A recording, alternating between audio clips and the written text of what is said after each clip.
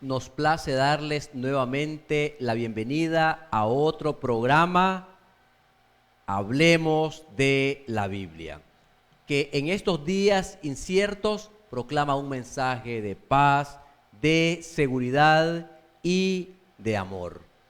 Vivimos tiempos angustiosos donde domina el mal. Sin embargo, la palabra del Señor descorre el velo y podemos encontrar en la palabra del Señor un mensaje de aliento, un llamado al corazón.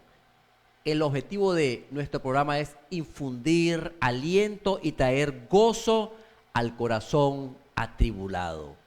Para el día de hoy, nuestro estudio lo he dado en llamar la letra y el espíritu. Sin embargo, vamos a orar antes de abrir la palabra del Señor. Padre nuestro que estás en el cielo, es con gratitud en el corazón, es con gozo abundante que venimos a ti pidiendo iluminación al Santo Espíritu. El Santo Espíritu, la tercera persona de la divinidad que inspiró a los escritores bíblicos, queremos que ayude a nuestra mente para que podamos comprender tu palabra. Prepara nuestra mente, nuestro corazón para que sea un terreno fértil y fecundo al llamado de tu palabra. De manera que seamos no solo oidores, sino hacedores de tu palabra. En el nombre de Jesús, amén. Nuestro estudio para hoy, la letra y el espíritu. Y el texto básico donde estará anclado nuestro estudio se encuentra en la segunda carta del apóstol Pablo a los Corintios, el capítulo 3 y el versículo 6. Pablo hace una hermosa declaración. Dice Pablo, el cual asimismo nos hizo ministros competentes de un nuevo pacto, no de la letra, sino del espíritu, porque la letra mata, mas el espíritu vivifica. Mis apreciados hermanos y amigos, existe un principio de interpretación profética que dice lo siguiente. Leo textual. Cristo es el centro de las profecías soteriológicas y escatológicas. Obviamente, esto podemos resumirlo de la siguiente manera.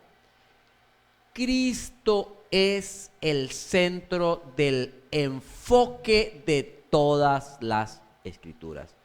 Cristo impregna cada página de este libro sagrado. Cristo actúa como un eje transversal en cada página de la palabra del Señor. La presencia de Cristo lo satura todo. El tema en cuestión en la palabra del Señor es el gran plan de salvación. La salvación que Dios ha estado obrando y lo seguirá haciendo por la salvación de las almas. El tema de la Biblia es el tema de la salvación. Cristo es el personaje principal. Cristo es el centro de enfoque de todas las profecías. Es decir, las profecías no se enfocan meramente en eventos históricos, sino en cómo Cristo impacta a esos eventos. Así, por ejemplo, por su primera venida, Jesús libró a su pueblo de Israel de sus enemigos espirituales y de la muerte espiritual. Pero al final de la historia, librará a su pueblo de sus enemigos literales y también de la muerte literal. Quiero leer un párrafo que sin duda requiere nuestra atención especial, porque una obra especial debe ser hecha en favor de los judíos. Dice de la siguiente manera: en la proclamación final del Evangelio, cuando una obra especial deberá hacerse en favor de las clases descuidadas hasta entonces, Dios espera que sus mensajeros manifiesten particular interés en el pueblo judío que se halla en todas partes de la tierra. Cuando las escrituras del Antiguo Testamento se combinen con las del Nuevo Testamento para explicar el eterno propósito de Jehová, eso será para muchos judíos como la aurora, la luz de una nueva creación, la resurrección del alma.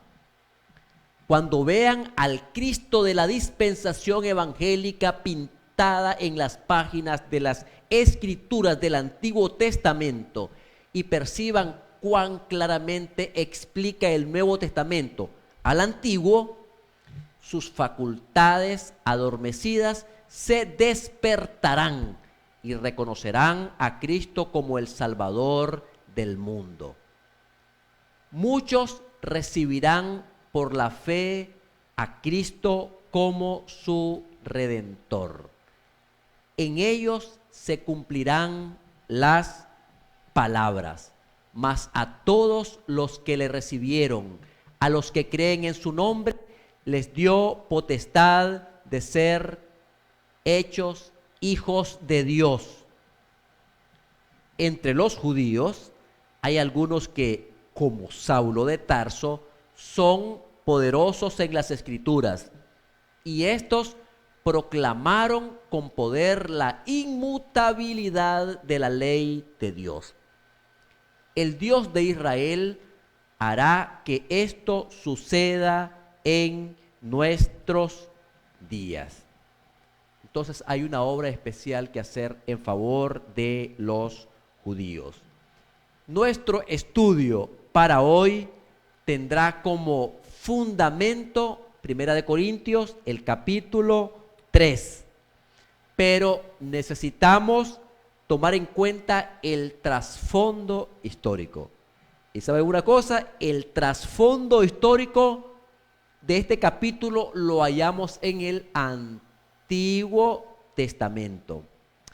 Y vamos a hablar entonces de la experiencia de Moisés.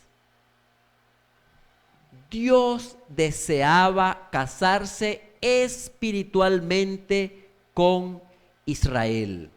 Éxodo 19, 3 al 6 dice lo siguiente: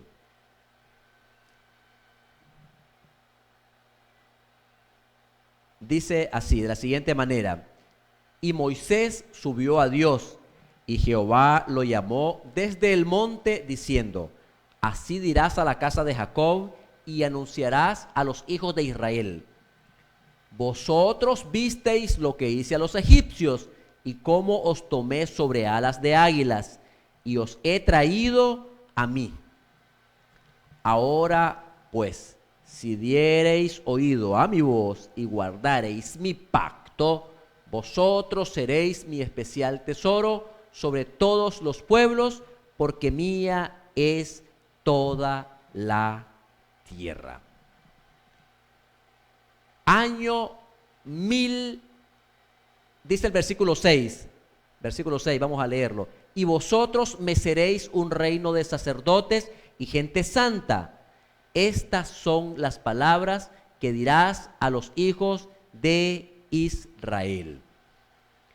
Nos estamos ubicando en el año 1445 antes de Cristo.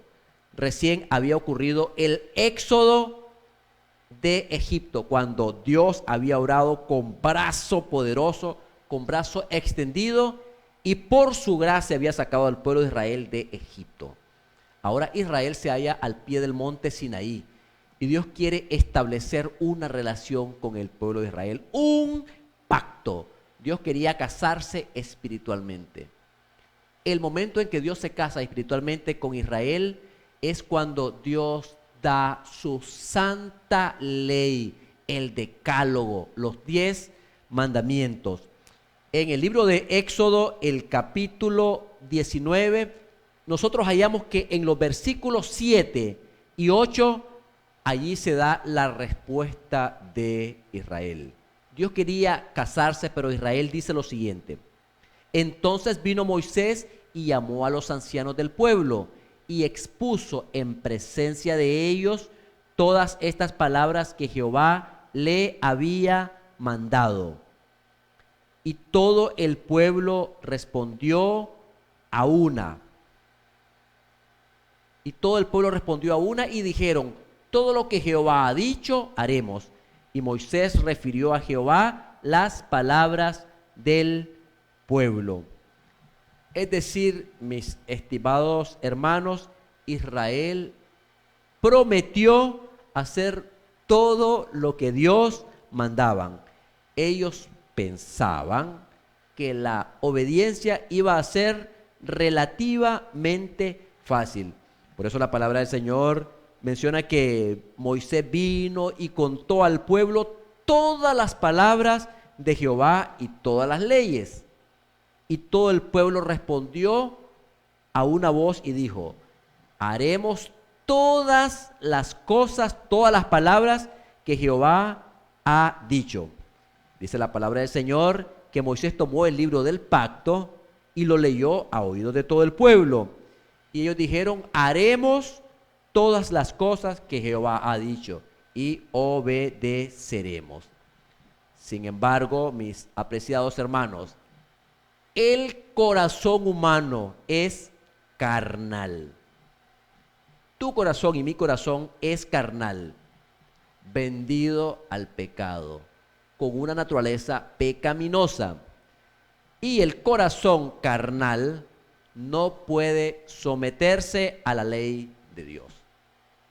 Va en contra de la naturaleza del ser humano someterse a la ley de Dios. Es por esa razón que necesitamos que el Espíritu Santo, la tercera persona de la divinidad, guíe nuestra vida, ilumine nuestra vida. Porque si sois guiados por el Espíritu Santo, entonces estamos con una nueva naturaleza implantada en el corazón. Necesitamos que el Espíritu Santo nos imparta un nuevo corazón y luego alimentarlo con buena comida, con comida espiritual. No sea que las arterias y las venas espirituales se llenen de colesterol. Entonces necesitamos el auxilio del Espíritu Santo. Y a esto lo dijo el apóstol Pablo, Romanos 8, 7 y 8. Y allí dice el apóstol Pablo: por cuanto los designios de la carne son enemistad contra Dios, porque no se sujetan a la ley de Dios, ni tampoco pueden. Y los que viven según la carne no pueden agradar a Dios. El corazón humano no puede agradar a Dios. Por eso necesitamos una nueva naturaleza en el corazón del ser humano, una nueva naturaleza espiritual que únicamente es implantada por la acción beatífica del Santo Espíritu. Es interesante que en la historia de Israel, algunos siglos después, en el tiempo del profeta Jeremías, muchos siglos después, también el profeta Jeremías explica que el pueblo de Israel no se convirtió al Señor en el monte Sinaí. El profeta Jeremías dice que Israel invalidó, es decir, violó el pacto. Vamos al libro de Jeremías, el capítulo 31, versículo 31 y versículo 32. Dice lo siguiente, Jeremías 31, versículos 31 y 32. Dice: he aquí que vienen días, dice Jehová, en los cuales haré nuevo pacto con la casa de Israel y con la casa de Judá. no como el pacto que hice con sus padres el día que tomé su mano para sacarlos de la tierra de Egipto, porque ellos invalidaron mi pacto, aunque fui yo un marido para ellos, dice Jehová. Entonces Israel falló. Ellos invalidaron mi pacto. Es decir, mis estimados hermanos, los 10 mandamientos, el decálogo, la ley moral, los 10 mandamientos son las estipulaciones del pacto matrimonial que Dios acordó con el pueblo de Israel. Es interesante que en los capítulos desde el 25 hasta el capítulo 31 de Éxodo, es interesante cómo Dios da a Israel muchas instrucciones. En los capítulos del 25 al 31 podemos ver que tanto el santuario como todas las estipulaciones que Dios dio a Israel se dieron para hacer notar figurativamente el plan de la salvación. Tanto el santuario como las estipulaciones ceremoniales representaban tipológicamente el plan de salvación. Es decir, para poder entender el plan de salvación es necesario, es básico entender la doctrina del santuario. Para entender el plan de salvación necesitamos entender la doctrina del santuario. Y puedo decir con toda autoridad que la doctrina del santuario es el aporte más significativo de la Iglesia Adventista del Séptimo Día a la teología moderna. Y eso nos define como un movimiento profético suscitado o levantado por Dios para predicar el mensaje a todo el mundo en esta generación. Sin embargo, el pecado de Israel demuestra que su corazón no había sido totalmente transformado. En espíritu todavía estaban en Egipto. Literalmente había salido, pero su corazón permanecía en la tierra de Egipto. Y aquí nosotros tenemos en la experiencia del becerro de oro una situación trágica para el pueblo del Señor. Después que Moisés recibió las tablas de la ley y el esquema del santuario, estuvo en comunión con Dios 40 días y 40 noches. Y dice la palabra del Señor que la gloria de Dios, que es el carácter de Dios, se le pegó. Esto lo narra de manera maravillosa Moisés en el libro de Éxodo, el capítulo 33, versículos 18 y 19. Cuando Moisés estuvo en comunión con Dios, dice la Biblia que la gloria de Dios se le pegó a Moisés. Él entonces dijo: te ruego que me muestres tu gloria. Y le respondió: yo haré pasar todo mi bien delante de tu rostro y proclamaré el nombre de Jehová delante de ti, y tendré misericordia del que tendré misericordia, y seré clemente para con el que seré clemente. Es interesante, mis estimados hermanos, que la gloria de Jesús brilló en el rostro de Moisés. Moisés reflejaba la gloria de Dios. Éxodo 34, versículos 29 y 30. Dice lo siguiente: y aconteció que descendiendo Moisés del monte Sinaí con las 2 tablas del testimonio en su mano, al descender del monte no sabía Moisés que la piel de su rostro resplandecía después que hubo hablado con Dios. Y Aarón y todos los hijos de Israel miraron a Moisés, y aquí la piel de su rostro era resplandeciente, y tuvieron miedo de acercarse a él. Es que mediante ese resplandor Dios trató de hacer comprender al pueblo de Israel el carácter santo y puro exaltado en su ley y la gloria del evangelio revelado mediante Cristo. Moisés vio que todos los símbolos y tipos de la época de Israel prefiguraban o simbolizaban el sacrificio de Cristo, y era tanto la luz celestial que brotaba del Calvario como la gloria de la ley de Dios lo que hacía fulgurar o que hacía brillar el rostro de Moisés. Es decir, aquella divina iluminación era un símbolo de la gloria del pacto del cual Moisés era el mediador visible.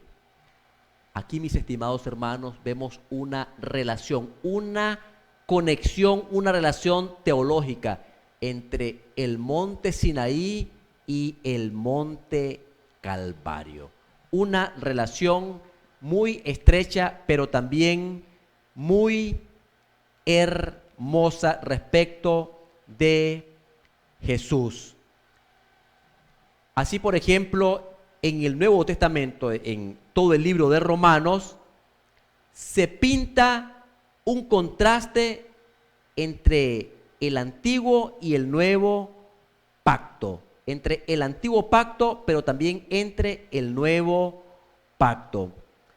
Es interesante lo siguiente: cuando fue transcurriendo el tiempo, con el paso del tiempo, la gloria en el rostro de Moisés se desvanecía y desaparecía. En otras palabras, la gloria era pasajera, era transitoria. Es interesante, mis hermanos, que cuando Moisés tenía la gloria de Dios, cuando Moisés de cierta manera fulguraba la gloria de Dios, el pueblo le rogó a Moisés que se colocara un velo sobre el rostro para ocultar la gloria. Es decir, el pueblo de Israel quería a Moisés, pero no deseaba la gloria que fulguraba de su rostro. Por eso dice la palabra del Señor que tenían miedo de acercarse a él. Dice el libro de Éxodo capítulo 34, dice los versículos 33 al 35 lo siguiente. Éxodo 34, 33 al 35. Y cuando acabó Moisés de hablar con ellos, puso un velo sobre su rostro. Cuando venía Moisés delante de Jehová para hablar con él, se quitaba el velo hasta que salía. Y saliendo decía a los hijos de Israel lo que le era mandado. Y al mirar los hijos de Israel el rostro de Moisés, veían que la piel de su rostro era resplandeciente. Y volvía Moisés a poner el velo sobre su rostro hasta que entraba a hablar con Dios. Es decir, con el paso del tiempo, la gloria en el rostro de Moisés se desvanecía, pero también desaparecía. En otras palabras, la gloria de Moisés, su gloria era transitoria y pasajera. En el libro de Apocalipsis, en el capítulo 12, aparece un símbolo bien interesante. Aparece la luna. Aparece una mujer vestida y con la luna debajo de sus pies. Aquí la luna representa los escritos de Moisés y la gloria de la nueva dispensación. Es decir, el Nuevo Testamento representa al sol. Es decir, Moisés es representado de cierta manera como la luna, y la aparición de Cristo, la nueva dispensación, es representada por el sol. Y es que hay algo interesante en esta situación, porque la luna en sí misma no tiene luz propia. La luna no tiene luz propia. La luna solamente refleja la gloria o la luz del sol. La luna en sí misma no tiene luz propia. Ahora, al igual que los escritos de Moisés, en sí mismo tampoco tenían luz propia. Pero cuando en el Nuevo Testamento la gente veía a Cristo Jesús, entonces los escritos de Moisés resplandecían. En otras palabras, el Antiguo Testamento era bueno, pero el Nuevo Testamento es mejor, porque es una nueva revelación en la persona de Jesucristo. Así, por ejemplo, el libro de Hebreos hace un contraste no entre malo y bueno, sino entre bueno y mejor. Hebreos no dice que el Antiguo Testamento es malo. Lo que dice es que el nuevo pacto, el Nuevo Testamento es mejor, haciendo una diferencia entre algo bueno, pero entre algo mejor. Ese algo bueno representa los escritos de Moisés en el Antiguo Testamento, y lo mejor indiscutiblemente es el Nuevo Testamento, es la gloria de Cristo, el ministerio de Cristo, y aparece como algo mejor. Es decir, Pablo en el libro de Hebreos pinta a Jesús como mejor que los ángeles, mejor que Moisés, mejor que Abraham, con un mejor sacerdocio que trae una mejor esperanza, un mejor pacto, mejores promesas, mejor santuario, mejor sacrificio, mejor sangre, mejor patria, mejor resurrección. ¿Notas el contraste? Presenta el Nuevo Testamento como algo mejor. Una diferencia entre algo bueno, los escritos de Moisés, pero algo superior, que es el ministerio de Cristo. Es decir, aquí tenemos una sombra y una realidad. Por ejemplo, cuando el sol se levanta en el este, el sol brilla, por ejemplo, sobre un árbol. El árbol únicamente proyecta una sombra. El árbol proyecta una sombra. Sin embargo, la sombra le dice a usted que hay un árbol, pero la imagen del árbol no es tan clara como el árbol. De manera tal que cuando usted ve al árbol, ve en forma más clara la imagen que proyecta el árbol. En forma similar, Jesús le mostró a Israel la sombra que estaba prefigurado en los rituales del antiguo santuario levítico. Dios mostró a Israel la sombra de la realidad que iba a ocurrir en el futuro cuando Cristo hiciera su impronta en la tierra. Dicho de otra manera, en el Antiguo Testamento la realidad se presentó como una sombra, como una manera de sombra. Es notable que cuando el sol se levanta y alcanza su cenit, la sombra desaparece. Y Cristo, que ha llegado a su máximo cenit, ha eclipsado totalmente la sombra del Antiguo Testamento. Es decir, mis estimados hermanos, nosotros no hallamos aquí ninguna discrepancia, no hay discordancia entre el Antiguo Testamento y el Nuevo Testamento.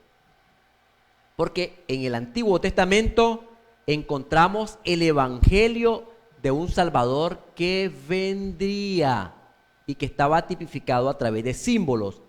Pero en el Nuevo Testamento tenemos el evangelio de un Salvador que ha sido revelado, como lo habían predicho los profetas de antaño, los profetas del Antiguo Testamento.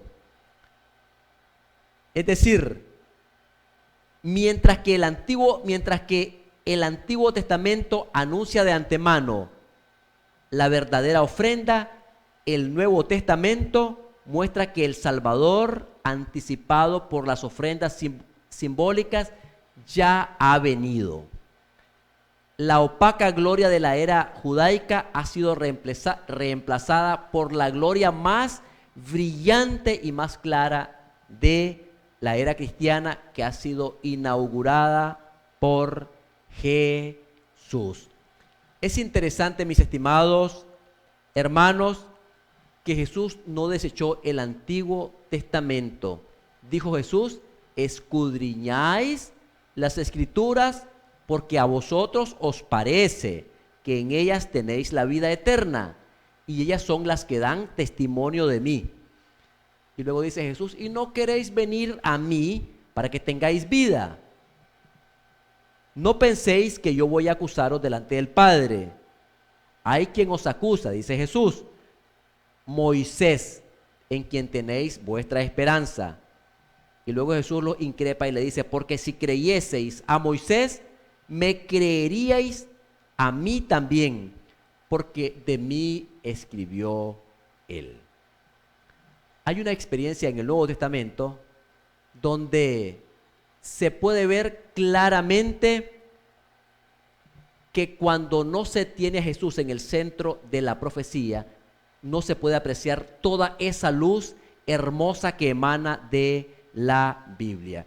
Y me refiero a un chasco, en particular al chasco de dos discípulos que iban en el camino a Emaús.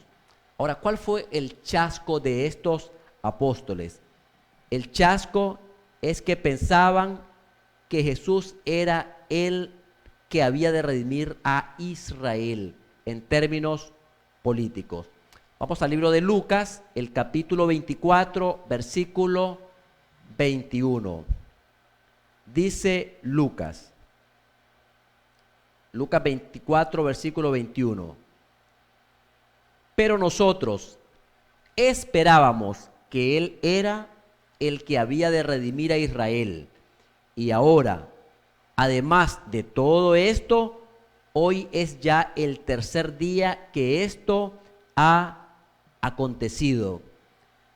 La historia bíblica, el texto menciona que Jesús les explicó que Él es la sustancia del Antiguo Testamento.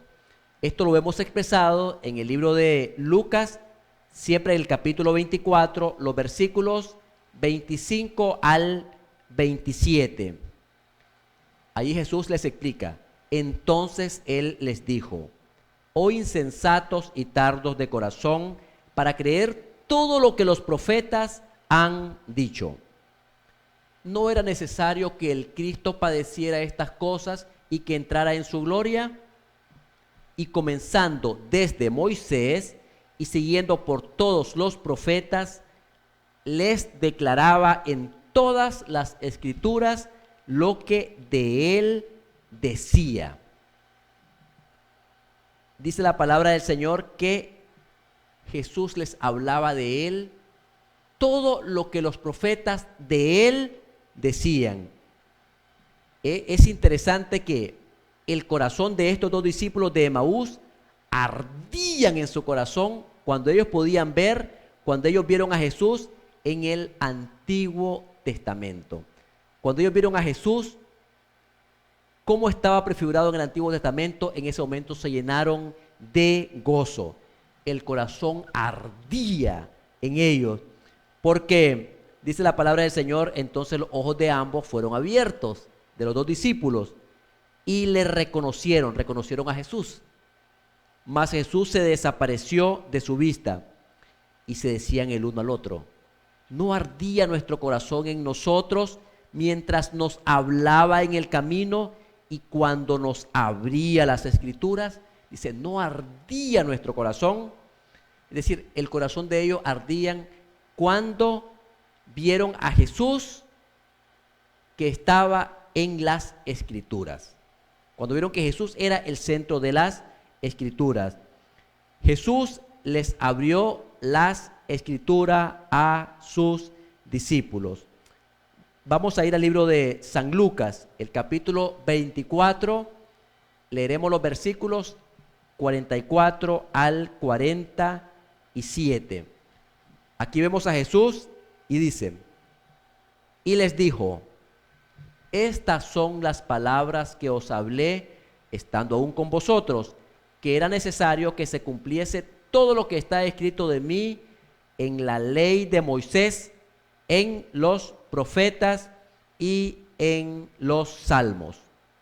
Entonces les abrió el entendimiento para que comprendiesen las escrituras. Y les dijo, así está escrito, y así fue necesario que el Cristo padeciese y resucitase de los muertos al tercer día, y que se predicase en su nombre el arrepentimiento y el perdón de pecados en todas las naciones, comenzando desde Jerusalén. Es decir, nuestro amante Salvador, Cristo Jesús, tanto en su vida como en su muerte, cumplió todas las profecías que hablaban acerca de él. Y fue la sustancia de todos esos símbolos que a él lo prefiguraban. Es decir, la oscuridad que a manera de un velo cubría el sistema judío fue para ellos, para los judíos, como un velo que cubrió la gloria del rostro de Moisés. La gloria del rostro de Moisés fue el reflejo de aquella luz que trajo Cristo al mundo para beneficio del hombre. En otras palabras, la gloria que brilló en el rostro de Moisés era un reflejo de la justicia de Cristo en su ley. Porque la ley en sí misma no tendría gloria, a no ser que Cristo estuviera en la ley encarnado. La ley no tiene poder para salvar, no tiene brillo a menos que en ella esté Jesús representado como lleno de justicia y de verdad. Nosotros en la historia de Esteban podemos ver que este hombre de Dios, Esteban, relató la historia de Israel y mientras hacía su defensa delante del Sanedrín, él explicó cómo el texto bíblico se centraba en Cristo, en todos sus particulares, es decir, en todos los aspectos. Es interesante que cuando Esteban hacía esto, dice que también la gloria de Esteban brillaba como lo de un ángel. Es interesante que vieron en el rostro también de Esteban el rostro como de un ángel que brillaba. El capítulo anterior dice que que Esteban brillaba. Y en el capítulo 7 al final dice que Esteban vio la gloria de Dios abierta. Es decir, aquí nosotros podemos hacer una pequeña relación. ¿Por qué el rostro de Esteban brillaba? Porque Esteban estaba contemplando a Cristo. Y cuando tú o yo contemplamos a Jesús, entonces nuestro rostro brilla. Moisés reflejaba la gloria de Dios porque Moisés había estado con Jesús. Entonces cuando Esteban hace esta hermosa declaración, Esteban declara de que toda la escritura se centraba en Jesús. Elena de White, en el libro Hechos de los Apóstoles, dice que cuando Esteban comenzó a explicar en cuanto a la construcción del templo de Salomón, el tumulto de los que estaban escuchando, dice que el tumulto iba en aumento y Esteban se dio cuenta que no iba a poder terminar su exposición. Así que terminó abruptamente su mensaje y dejó pendiente el resto de la historia de Israel. Es interesante que nosotros podamos notar lo que enojó de manera particular a los líderes espirituales. Dice el libro Hechos de los Apóstoles, la página 82. Al llegar Esteban a este punto, se produjo un tumulto entre los creyentes cuando relacionó a Cristo con las profecías. En ese momento hubo enojo y habló de aquel modo del templo. El sacerdote rasgó sus vestiduras fingiéndose horrorizado. Esto fue para Esteban un indicio de que su voz iba pronto a ser acallada para siempre, como efectivamente sucedió. Entonces, ¿qué es lo que enojó? Cuando Esteban relacionó a Cristo con las profecías. La pregunta clave para los judíos era: ¿sería quitado el velo por Cristo o por la dureza de sus corazones irregenerados? ¿Sería quitado el velo de Cristo o por la dureza de sus corazones quedarían con el velo que les impediría ver a Cristo en el Antiguo Testamento? Y la historia bíblica narra que Esteban dio un mensaje bastante fuerte. Como los profetas del Antiguo Testamento, Esteban lanzó duras acusaciones contra los líderes religiosos. Esteban les dijo: duros de corazón, duros de cerviz e incircuncisos de corazón y de oídos, vosotros resistís al Espíritu Santo como vuestros padres, así también vosotros. Y cuando llegó a ese punto, los líderes religiosos estaban enojadísimos, indignados, a punto de apedrear a Esteban, a punto de apedrearlos. Lo que podemos observar aquí es que esta reacción de los dirigentes de Israel demostró que ellos no estaban convertidos. Ellos eran creyentes acérrimos de Moisés, pero no querían ver absolutamente nada con Cristo. Es decir, ellos querían tapar con un velo la gloria que brillaba en los escritos de Moisés. Moisés puso un velo literal en su rostro, porque los israelitas no podían ver la gloria de Dios. Pero los dirigentes espirituales tenían un velo no en su rostro, sino un velo en su corazón, porque habían resuelto no creer en el Hijo de Dios. El velo había sido puesto en su corazón. Tenían un velo en su corazón. No querían saber nada de Cristo. Vamos a ir al libro de Hechos, siempre en el capítulo 7, leeremos los versículos 54 al 57. Hechos, capítulo 7, versículos 54 al 57. Oyendo estas cosas, se enfurecían en sus corazones y crujían los dientes contra él. Pero Esteban, lleno del Espíritu Santo, puso los ojos en el cielo, vio la gloria de Dios y a Jesús que estaba a la diestra de Dios. Y dijo: he aquí veo los cielos abiertos y al Hijo del Hombre que está a la diestra de Dios. Entonces ellos, dando grandes voces, se taparon los oídos y arremetieron a una contra él.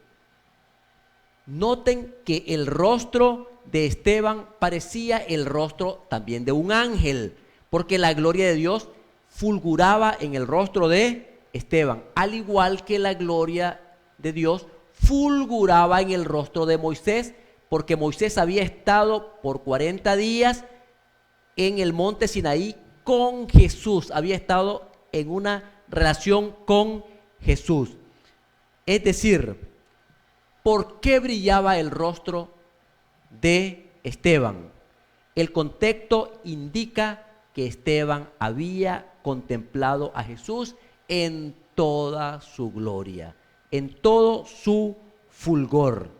Entonces todos los que estaban en el concilio, al fijar los ojos en él, es decir, en Esteban, vieron su rostro como el rostro de un ángel. Por eso una escritora inspirada dice que el sello de Dios se veía en el rostro de el santo Esteban. Mientras Esteban estaba en pie delante de sus jueces, la luz de la gloria de Dios descansó sobre su rostro. Esto, mis hermanos, también fue replicado por Saulo de Tarso.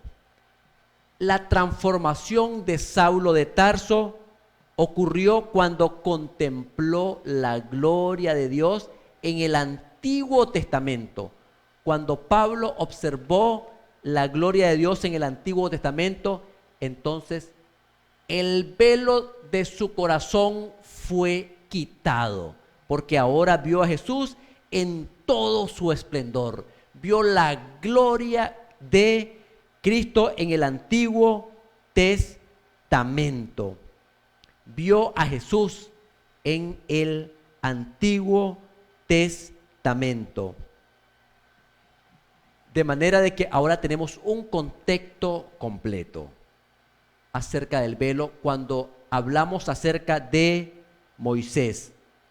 Dice la palabra del Señor que Moisés tenía un velo, pero el velo lo tenía en su rostro, pero los judíos tenían el velo en su corazón. Por eso dice el apóstol Pablo: así que teniendo tal esperanza, usamos de mucha franqueza, y no como Moisés, que ponía un velo sobre su rostro para que los hijos de Israel no fijaran la vista en el fin de aquello que tenía que ser abolido. Pero el entendimiento de ellos se embotó, porque hasta el día de hoy, cuando leen el antiguo pacto, les queda el mismo velo no descubierto, el cual por Cristo es quitado. Es decir, los judíos cuando ellos leían el Antiguo Testamento, les quedaba el mismo velo, porque no veían a Cristo en el Antiguo Testamento. ¿Cuándo es quitado el velo de ellos? Cuando comprendían que Cristo estaba manifestado en el Antiguo Testamento.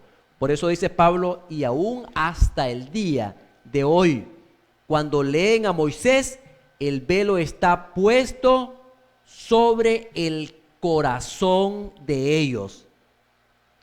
Dice Pablo: pero cuando ellos se conviertan al Señor, el velo se quitará.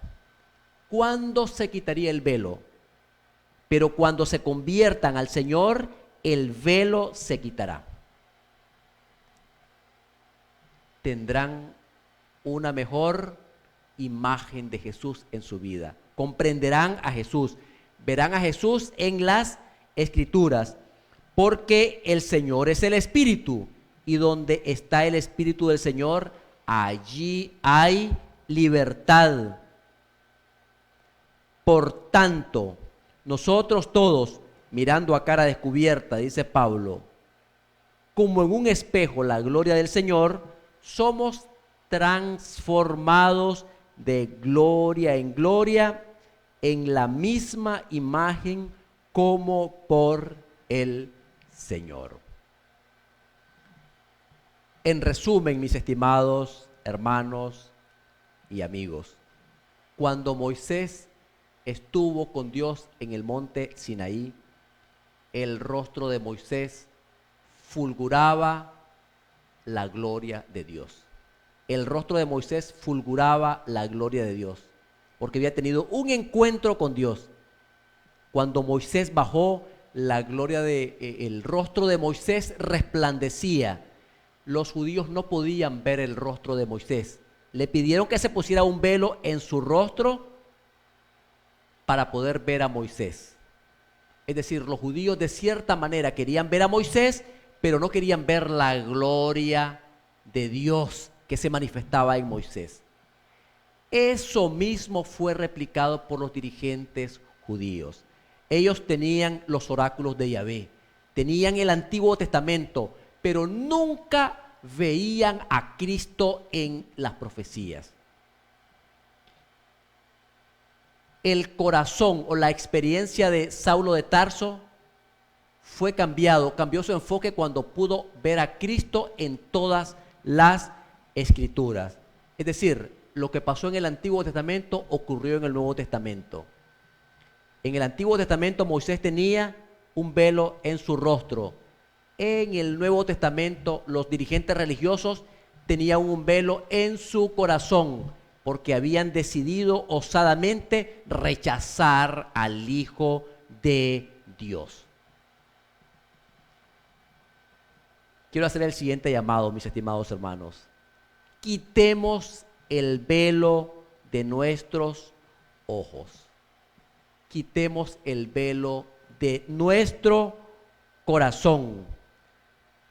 Que nuestros ojos puedan ver a Cristo en todo su esplendor en todas las Escrituras.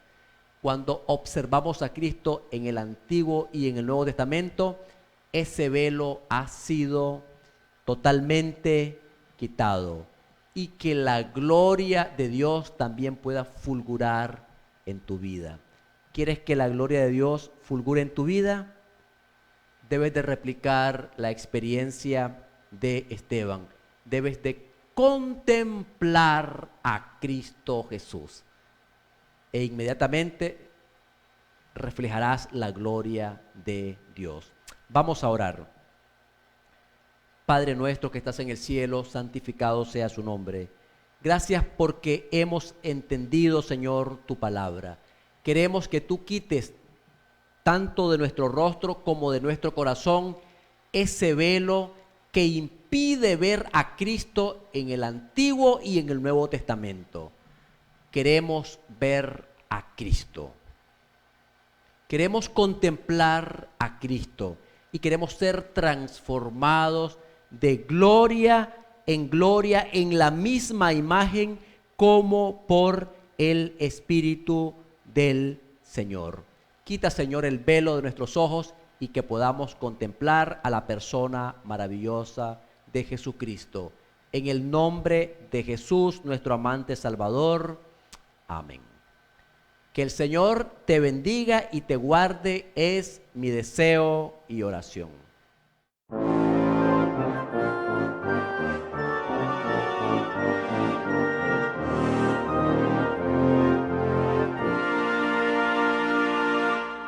Contemplé la gloria del regreso de mi Salvador, que a su paso va pisando el lagar del detractor, con su espada refulgente como gran conquistador, avanza vencedor. Gloria, gloria, aleluya, gloria,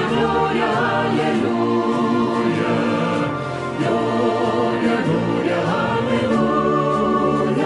Venciendo en Jesús.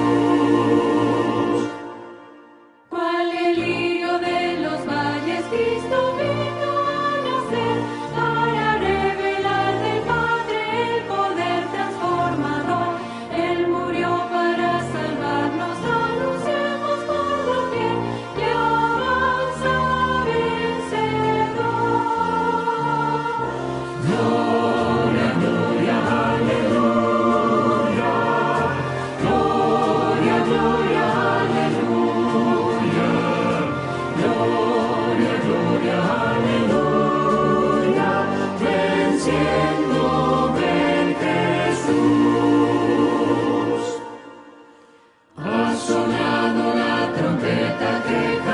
Se rendirá, ha juzgado a los mortales su divino.